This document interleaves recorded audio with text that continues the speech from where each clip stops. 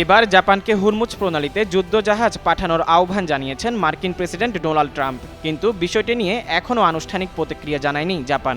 তবে বিষয়টি নিয়ে টোকিও সতর্ক অবস্থান নিয়েছে বলে জানিয়েছেন স্থানীয় গণমাধ্যম। জাপানের প্রধানমন্ত্রী সানায়ে তাকাইচির আসন্ন যুক্তরাষ্ট্র সফরের সময় এই বিষয়টি আলোচনায় আসতে পারে বলে ধারণা করা হচ্ছে। তাকাইচির সফর শুরু হওয়ার কথা বুধবার। জাপানের প্রতিরক্ষা মন্ত্রণালয়ের এক কর্মকর্তা দেশটির গণমাধ্যমকে জানান, জাপানের স্বরক্ষা বাহিনী মোতায়েনের বিষয়টি সরকারকে কঠিন সিদ্ধান্ত নিতে হতে পারে। জাপান যুক্তরাষ্ট্র বৈঠকে এ বিষয়ে বিশেষ কোনো অনুরোধ আসলে তা সরকারকে সতর্কভাবে মূল্যায়ন করতে হবে।